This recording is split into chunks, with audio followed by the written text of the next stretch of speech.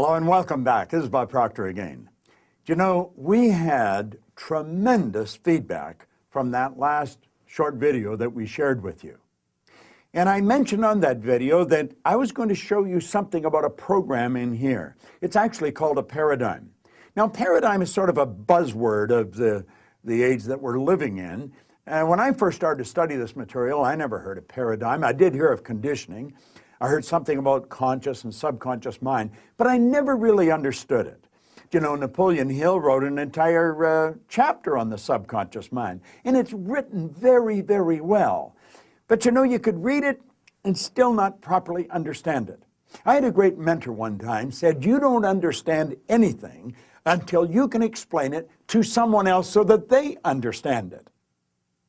Now, you know, I had been working for 9 years trying to figure out, why did Bob change? You know, what really happened?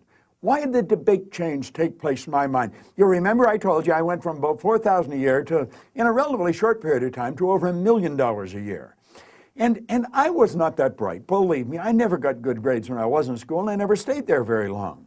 And so that led me to understand that earning money and intelligence they just don't equate. You're going to find people who are functionally illiterate. They can neither read nor write, yet they're earning millions of dollars a year. You're going to find other people who are absolutely brilliant. They've got degrees coming right off the end of their business card, and yet they're broke. Now, I want you to think about this for a moment. This is really important information. Well, I had studied all these books, and I had them all over the place. I had recordings. Now, when I started, we were playing with long-playing records. See, I've been around the park for a while. And then we went into cassettes and then, of course, to CDs. Well, I had a great library of all this material and study, but I still didn't understand. I didn't understand why I changed. I couldn't get the picture. And then I met a man in a seminar. I heard about him first. I was living in Chicago. I was working at Nightingale Conant at the time. And somebody told me about a man that was running a seminar in Vancouver, British Columbia. Bang, I jumped on the plane and away I went. And I spent a couple of days there. This guy was so good. The second he opened his mouth, I knew he knew what he was talking about. And when his seminar was over, I went up and I said, you know, I'd really like to spend a couple of days with you. I remember him looking at his watch and he said, well, I'd probably like to spend a couple of days with you, Bob, but he said, I've got to catch a plane. And I said, well, I've got to catch a plane too. And then he asked me, he said, where are you going? I said, I'm going home. And he said, where do you live? And I said, I live in Chicago. We said, what are you doing here? I said, I come out to hear you speak. And he looked at me. He said, you flew all the way from Chicago? I said, you know, if I had walked, it would have been worth it. You are very good, and the information you've got is even better. And he said, well, look, and I'm not going to be in Chicago anytime in the near future, but he said, I am going to be in Toronto in a couple of weeks. And I said, well, I'm from Toronto. My family's in Toronto. I'll jump in a plane and come over. It's only an hour away. And the two of us met in what was then the Skyline Hotel. We sat down what was going to be a 2 or 3 hour meeting. We were there for 3 days. And he shared something with me that literally changed my whole concept. It took everything I had been studying for 9 years and just funneled it all into place. It was like I'd been playing with a massive jigsaw puzzle and I couldn't get the pieces to fit. You know, frequently if we're playing with the jigsaw puzzle, I imagine you've played with one from time to time. Can you imagine if you had a jigsaw puzzle, all the pieces on the table, but there was no lid for the box, there was no picture, and you're trying to figure out how to get them to fit? You have a problem. Well, he said, that's the problem with us.